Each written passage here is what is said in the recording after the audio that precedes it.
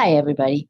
Welcome to this evening's Truly Great Reads program for the love of animals. My name is Sue, and tonight I'm here with three of my fellow reference librarians. We're excited you've come and eager to share some of the terrific animal tales on our nonfiction shelves. We hope you'll hear about a few that you can't wait to read too. So settle in and enjoy the program. My first true animal tale is Following Atticus, 48 High Peaks, One Little Dog, and an Extraordinary Friendship by Tom Ryan. Atticus, this itty-bitty miniature schnauzer, was a mountaineer. The name of the book is literal.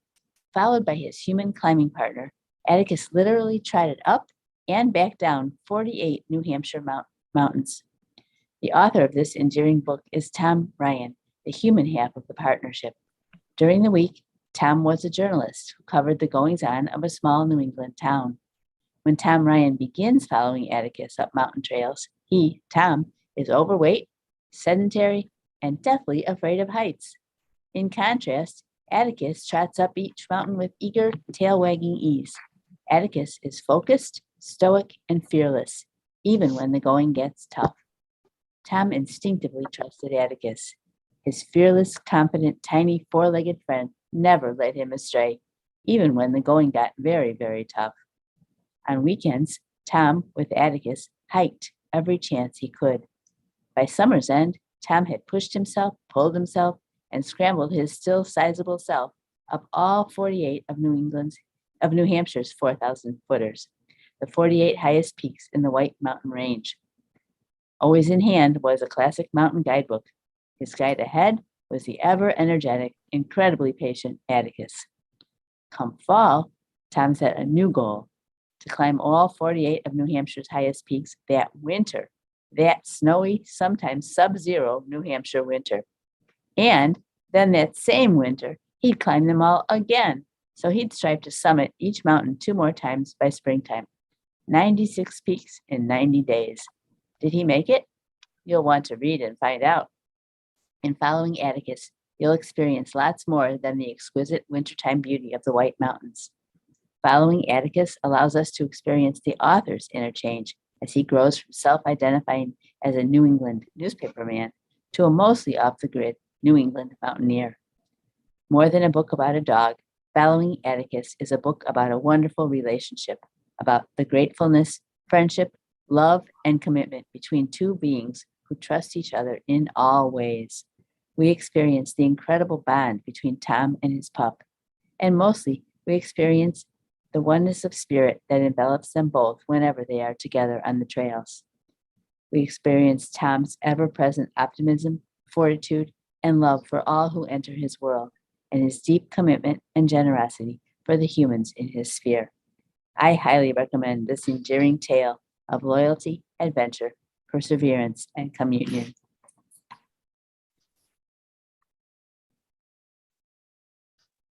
The Good, Good Pig is another unlikely human-animal attraction story from the wonderful nature writer, Cy Montgomery. The star is a pathetic, sickly piglet born to a local hog farmer who could not bring himself to put the little guy down. The farmer called author Cy Montgomery, who drove him home in a shoebox, unsure if he'd even survive the night. But he did. She named him Christopher Hogwood after the famous conductor. Over time, fortified with Cy's round-the-clock cuddling, chatting, and coddling, the runt grew from teeny to small to hefty to huge. As word spread about her highly unusual pet, folks came from far and wide to lavish attention on this ravenous, affectionate, mud-wallowing beast with a heart of gold and a fondness for adventure. Christopher Hogwood the pig was an escape artist who made frequent expeditions in search of edibles and excitement. His wanderings were so frequent that the town policemen kept apples in their cars for the many times they would have to entice him to follow them back to his own backyard. The book is a cute, funny, loving examination of the relationship between the author and her pet pig. The pig, Chris, was an indiscriminate food aficionado who never met a food he didn't love. The teeny piglet Cy had carried home in a box quickly grew to 750 pounds. He constantly ate anything Cy retrieved, from fast food joints, fancy restaurants, and grocery store dumpsters. Old pastries, breads, fruits, and vegetables, moldy cheeses, old yogurts, and whatever. Some local restaurant chefs kept a slop bucket of unusable food just for size pig in the corner of their kitchen. You can imagine this was helpful, as feeding a 750-pound family member could get into big bucks fairly quickly. The only thing this beefy pig never got the chance to eat was meat. Cy raised him as a vegetarian, which she notes in an interesting side fact, made both his meals and his excrement decidedly less stinky. People, even in rural New Hampshire, where the story takes place, didn't quite understand the concept of keeping a pig for a pet. Why? When curious pork chop loving visitors asked Cy what she planned to do with Christopher, Cy was always tempted to look up innocently and ask them what they planned to do with their child. Cy Montgomery has always been more comfortable with animals than with people. Nurturing Christopher Hogwood throughout his long life was also Cy's way of finding out, in the absence of predators or the need to make pork chops, just how long could a pig live. Over the course of the book, we and Cy come to learn about much more than her life with Pig.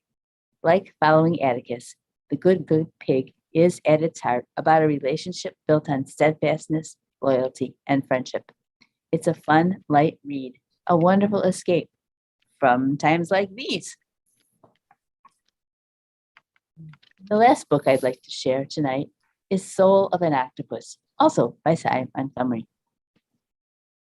When you think of really smart animals, which ones come to mind? Many will say chimpanzees, or dogs, or pigs. But octopuses? After immersing yourself in naturalist Cy Montgomery's mesmerizingly wonderful book about all things octopus, you may find these squishy, strange, shape-shifting mollusks at the top of your list of incredibly intelligent animals. Naturalist Cy Montgomery has written about many sorts of creatures. For the book, Montgomery spent almost 2 years immersed in the lives, not the tanks, of a sequence of giant Pacific octopuses who live at the New England Aquarium in Boston. She was beyond fascinated with them. She befriended them, talked to them, and intimately understood their personalities, preferences, and moods. Besides reading everything she could about the species, she came to add to the world's knowledge of these amazing cephalopods through her weekly hours-long interactions with several of the aquarium's giant Pacific octopuses, who are clever, creative, and adventurous. If bored, an octopus in captivity is also absolutely Houdini-like in its ability to ooze its way out from a tank, specifically designed to be escape-proof. Cy Montgomery actually spoke to each of the aquarium's giant Pacific octopuses by name. The first was Octavia, then playful Athenia, and friendly, inquisitive Callie. She petted them and let them explore and taste her hands and arms with their suckers as she reached into their tank. The aquarium's marine biologist dubbed Cy their official octopus observer and granted her unlimited behind-the-scenes and round-the-clock access to the keepers and their strange and squishy charges. She became a wise and wonderful ambassador. Reading this book, you too can't help but share Cy's passion for these charismatic creatures, who share many personality traits with humans. They play, they tease, they are curious and exploratory. Octopuses also have phenomenal memories for a place or person they've encountered before. Octopus memory, unlike our vision-based recollection, resides in the chemical signals they detect with their thousands of sensitive suckers.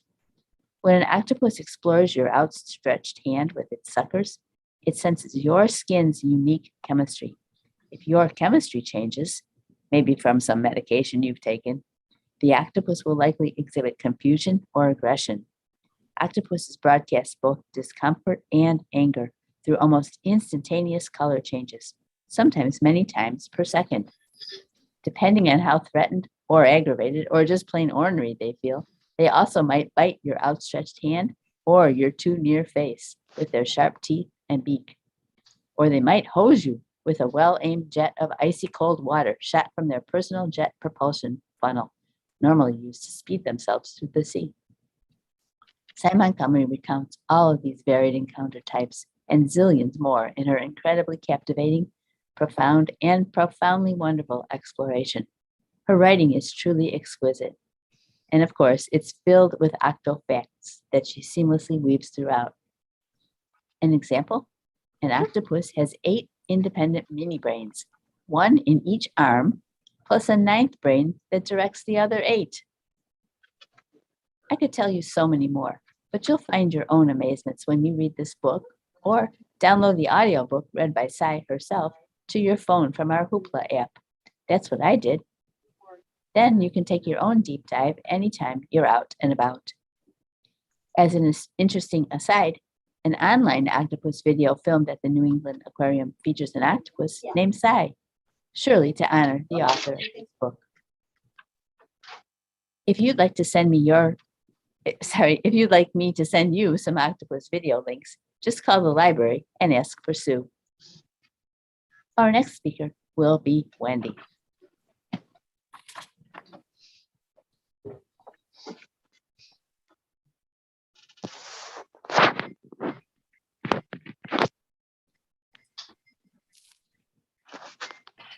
Thank you, Sue. Tonight I will talk about something old, something new, 4 books that can be borrowed, and something blue. My first book, Beautiful Jim Key by Mim Eichler-Rivas, has been in our collection since 2008. The tome tells the story of one of the most famous performers on the U.S. World Fair circuit during the late 19th and early 20th centuries, an extraordinary horse named Jim Key. Owned and trained by Dr. William Key, a former slave, patent medicine entrepreneur, and self-taught veterinarian, the equine wonder astounded audiences with his ability to spell, write, count, make change, and operate a cash register, as well as his keen sense of humor and flair for the dramatic. Around 1885, Doc Key purchased a broken-down gray mare from a ragtag circus. Key recognized the lines of a purebred Arabian horse, a creature rare in the US because Islamic law restricted the sale of the prized animals. These graceful horses were valued for their speed, intelligence, and human-like understanding. Key bred the mare with a Hambletonian, one of the elite breeds of the time.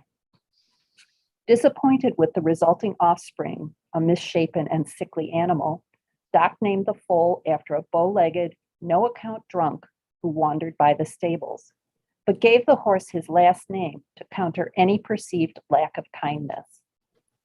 Despite the horse's unprepossessing appearance, Key soon realized that the animal had a keen intellect. Doc noticed that Jim obeyed commands given to the barnyard dogs. More interestingly, Jim started to wobble lamely at times to elicit laughter and attention. Using patience and kindness, techniques not in vogue at the time, Key taught the horse a host of skills, or were they tricks, that delighted and astounded audiences. With the assistance of promoter Arthur Rogers, the pair performed on the World Fair circuit, generating crowds requiring police protection and setting attendance records. However, by 1907, the pair had faded into obscurity. Woven throughout this book is Key's unwavering belief that kindness and patience are far better teachers than punishment. The doctors supported the Humane Society movement and promoted the education of adults and children about the importance of treating all creatures compassionately. Beautiful Jim Key is the remarkable tale of a preternaturally intelligent horse, his devoted companion, and the power of kindness that history buffs and animal lovers will both enjoy. In another oldie but goodie, Bill Berloni also focuses on the power of kindness in his book, Broadway Tales. As a 19-year-old, Berloni wanted to obtain his equity card to perform on the stage. The producer of a regional theater gave him the opportunity to get this prized union certification if he could find and train a dog to perform the role of Sandy in the musical Annie. This was a deceptively simple request because no one had ever trained an animal to be anything other than a prop in a live play. Naively, Berloni, who had never trained a dog before, borrowed $4 from crew members to rescue a pound dog and embarked on a task that would lead to a decades-long career. During his tenure working with animals for the stage, Berloni trained dogs for Annie, The Wizard of Oz, and Legally Blonde. He saved dogs from shelters and searched rescue organizations to find his Sandy, Toto, and Bruiser. When pressured by publicists wanting to generate buzz for a production, Berloni even staged a nationwide casting call to find the perfect dog for a part. He worked with cats, cockatoos, lambs, rats, and a pig, but never animals known to bite, with 2 exceptions. In the book, Berloni writes about his philosophy on how to train animals successfully. His belief is that to train an animal, you must first build on what the animal does naturally. Second, you need to have the creature trust you and feel safe. Beyond this 2-pronged approach, the author shares the backstage stories on how he was able to stop a pig from squealing when picked up, get a rat to run along outstretched arms without biting the actor, and train, last minute, a deaf dog to obey commands when the original canine actor developed stage fright. Broadway Tales is a quick, enjoyable read, giving the reader a look behind the scenes at the behind-the-scenes drama of the theater world, as well as Berloni's creative, and often on the fly, techniques for productions. Throughout the book, we see the author's intense love for animals and his successful efforts to generate public awareness of the potentially amazing pets abandoned to shelters. A newer offering in the library is Amy Nezuko Matato's World of Wonders. The slight book is a series of meditations on the author's life experiences represented by the behavior of specific animals. Ranging from the ordinary to the exotic, the writer educates the reader about a variety of creatures using beautiful, poetic language. In chapters lasting only 5 or 6 pages, the author shares memories of growing up on the grounds of a mental institution, having brown skin in a white world, and being a parent. She intertwines these reminiscences with the narwhal's ability to survive in a hostile environment, the axolotl's enigmatic smile, and the cassowary's lethal talons. Sprinkled in between animals such as the exotic bonnet macaque and putu are the more prosaic monarch butterfly, cockatiel, flamingo, newt, and peacock. The book begins and ends with thoughts on the firefly. Nezuko Matato poetically describes the insect as a small flame sputtering in the ditches along a highway. In flight, it is like a loud laugh, the kind that only appears in the summer, with the stink of meat sizzling somewhere down the street, and the mouths of neighborhood children stained with popsicle juice and hinging open with the excitement of a ball game or tag. She reflects on the impermanence of the insects. When we see flashing lights in summertime, the firefly usually has only 1 or 2 weeks left to live. The author sees this ephemeral creature as both lighting memories and generating the spark we need to cherish this magnificent and wondrous planet. Dip into World of Wonders for marvelous descriptions of familiar and unusual animals, coupled with meditations on what we can learn from these creatures. This small book is a quiet look at a life in particular and life in general. It is a good read for bedtime when you want to wind down or when you need a reminder to slow down and look at the world with new eyes. And now for something blue. In Why Peacocks, award-winning magazine writer Sean Flynn recounts saving, and I'm using air quotes here, three peacocks and his subsequent indoctrination into the care of the fowl. The birds named Carl, Ethel, and Mr. Pickle proved to be expensive and aloof. As an investigative reporter, Flynn naturally needs to know why such a beautiful but impractical bird exists.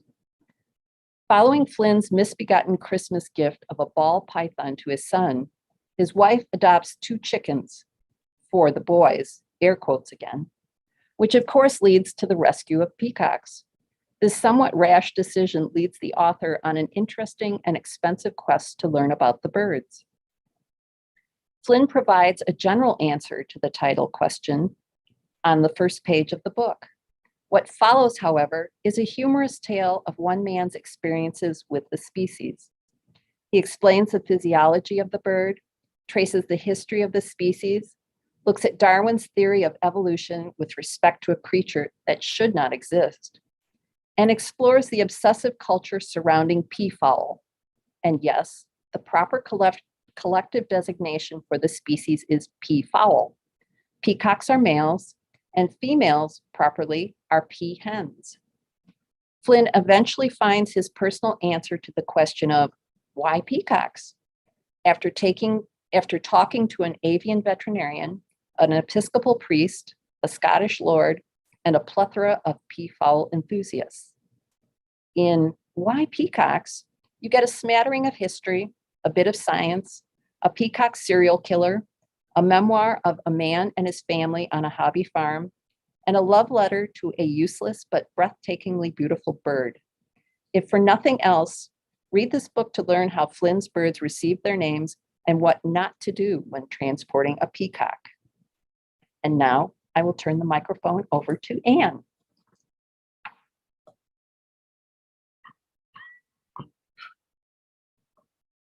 Thank you, Wendy.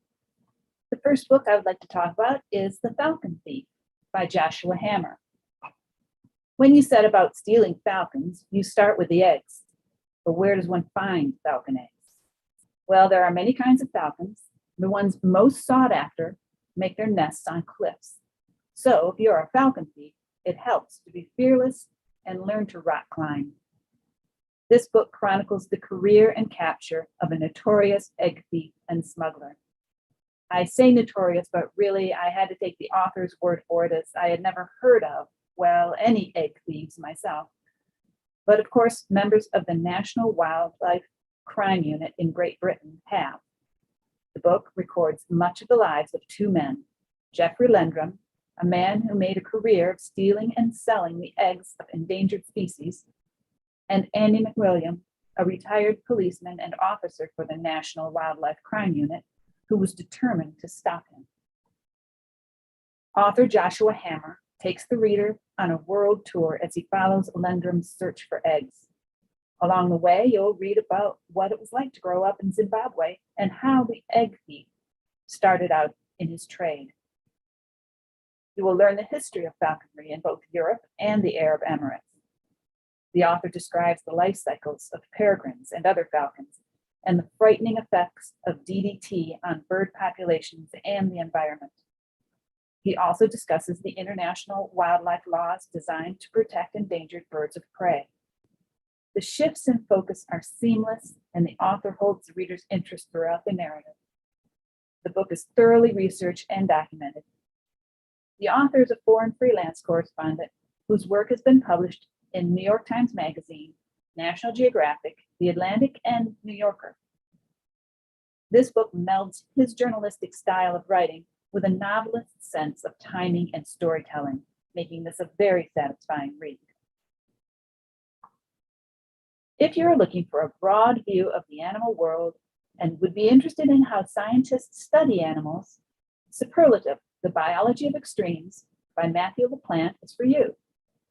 Biggest, smallest, fastest, slowest, oldest, loudest, even deadliest. LaPlante describes dozens of animals and a few plants. His section titles will keep your reading on. Headings like How Elephants Are Like Martial Artists, Why Almost Everything We Know About Giraffes is Wrong, How Ants Are Teaching Us to Navigate a Complex World, How Killer Spiders and Friendly Goats Are Working Together to Make Shoes. Rather than spending a chapter discussing one specific animal, LaPlante discusses several species in each chapter. As it turns out, superlatives are often hard to pin down. In one chapter, LaPlante declares, fastest is a quirky concept. There's fastest land mammal, the cheetah, at least fastest in a short burst. Fastest in the ocean, which is bluefin tuna, though it's hard to gauge. There's fastest in the air, the peregrine falcon. Again, hard to clock, although one amateur scientist Ken Franklin did manage to measure up Peregrine's speed. It involved him and his Falcon Frightful skydiving over 200 times. And then there's a mite that has a stride of 135 steps per second. That's 322 body lengths, equivalent human speed in something like 1,300 miles per hour. The plant tells us not only which animals are fastest or oldest or loudest, but explains the body mechanics that produce the superlative and how scientists have studied them. The book takes you on a journey through seemingly the entire animal kingdom. On the way, you'll learn as much about scientific discovery as you will about the animal world. How, by studying one tough salamander, scientists may uncover the secret to regeneration. Reading Superlative, The Biology of Extremes, will give you an appreciation for science, what we've discovered so far, and even more, what we have yet to discover. This is a book you can dip into, not necessarily read cover to cover, and you might want to have your tablet nearby to look up pictures of some of the amazing creatures you read about.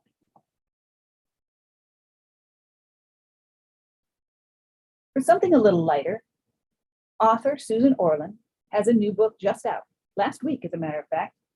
On Animals investigates various animal-human interactions, where her previous books, The Orchid Thief, Rin Tin Tin, and The Library Book, took deep dives into their subjects. The essays in On Animals introduces a different subject with each chapter. The stories Orlean tells are about people as seen in relationship to animals as much as they are about the animals themselves. She explains her own enthusiasm for raising hens, from the preliminary research to the postal clerk's announcement, "You have a package here, and it's clucking," to the reactions she gets sitting in the vet's office with a chicken. She introduces us to a Westminster dog show champion boxer named Vic Truesdale, takes us through the process of rewilding Keiko, the orca behind Free Willy, and paints a vivid picture of Fez Morocco and the way donkeys there are considered good and useful tools rather than pets. As she says in the first line of this chapter, "The donkey I'll never forget was coming around a corner with 6 color televisions strapped on his back." Orlean's writing is light and diverting, and her subjects are equally as engaging. The last book I have for you is A Street Cat Named Bob by James Bowen. There are many books about cats and how one or another in particular has had a profound impact on someone's life, usually the author's. James Bowen was struggling. Addicted to heroin, he was in a methadone program and busking in Covent Gardens in London when he met Bob. Bowen didn't need another responsibility. Taking care of himself was plenty. But this cat needed help. Living on the street, he had been in a fight and needed food and a place to recover. So Bowen took him in and nursed him back to health. It turned out to be the best decision Bowen ever made. One day, Bob followed Bowen when he was going to his spot in Covent Gardens. Eventually, Bob became part of the daily routine of playing guitar for tourists and passersby in order to earn money for food and rent. Bob turned out to be an asset. It wasn't every day people saw a cat on a leash trotting down the street or riding on a shoulder in London. And sitting in the guitar case made people stop and toss in a pound or two. This is all just at the beginning of A Street Cat Named Bob. James Bowen offers many stories of how Bob helped him come to terms with his choices in life. Bob is a special cat who forms a special bond with Bowen. He gave Bowen the courage to change his life, make amends, and grab hold of the second chance he'd been given. Give Street Cat Named Bob a try, and if you like it, there are 2 more. The World According to Bob and A Gift from Bob. Also, if you like, check out and compare the movie version of James Bowen's story, also called A Street Cat Named Bob, in which Bob plays himself. Now, here's Lauren to tell you about her truly great reads.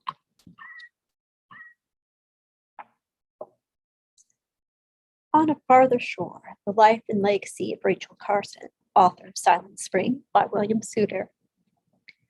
You may already know her name. A writer, editor, and marine scientist, she worked for the U.S. Fish and Wildlife Service, and through her poetic, accessible writing, made science appealing to the masses. Although 1962's Silent Spring remains her best-known work, having brought the unintended consequences of DDT to light, her 3 prior books on the sea illuminated the ecosystems there, and her posthumously published The Sense of Wonder remains a touchstone for parents and educators seeking to inspire and celebrate children's love of nature. The biography is a lovely look at Carson's lasting impact on environmentalism and ecological study. The Story of Charlotte's Web by Michael Sims. Although this book does focus on E.B. White, author of Charlotte's Web, Stuart Little, and Trumpet of the Swan, his life was always anchored by his love of animals.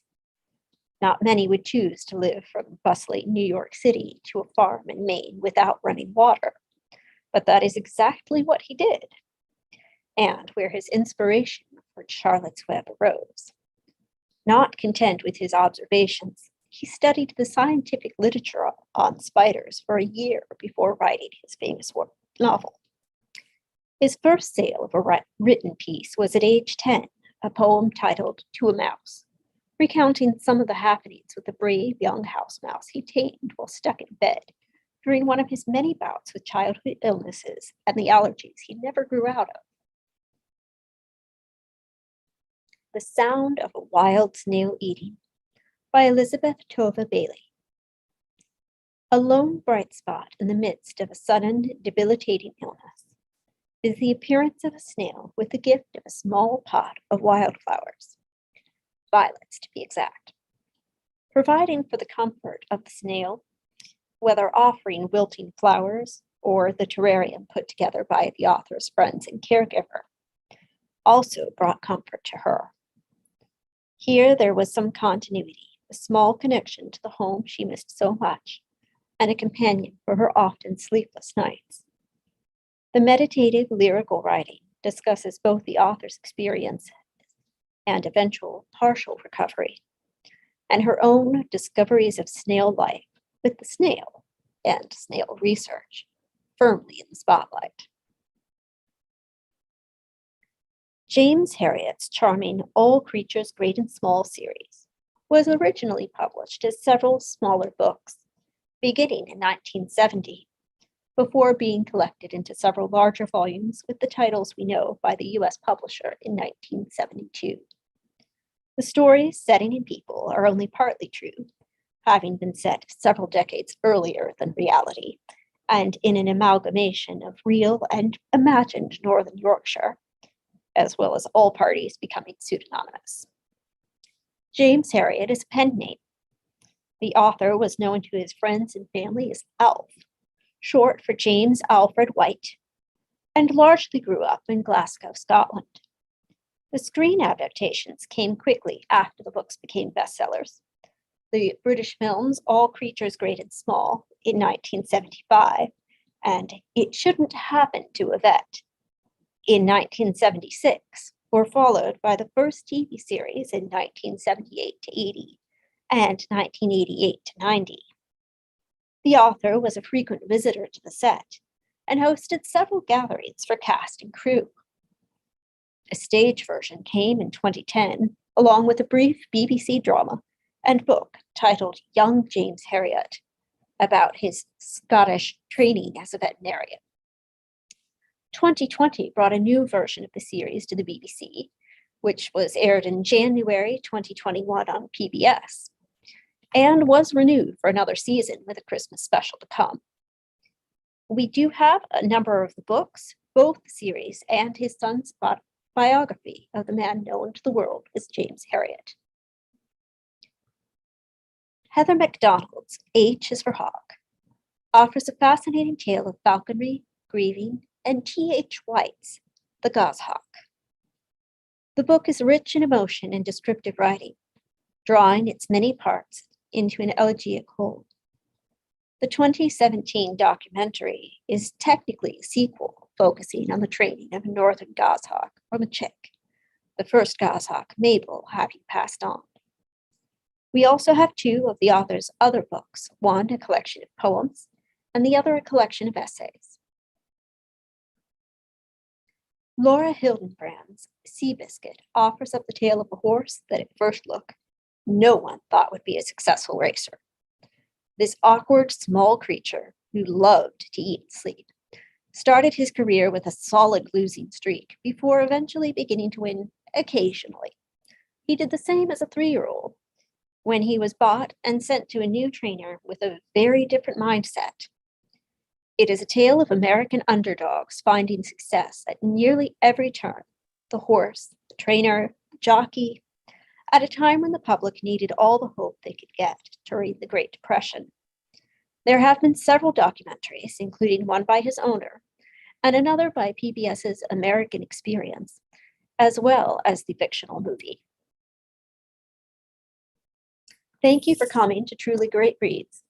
We hope you have enjoyed our animal tales and will explore these and many other options in the time to come. If you want any other recommendations, please feel free to email us or call the library, and we'll happily give you more.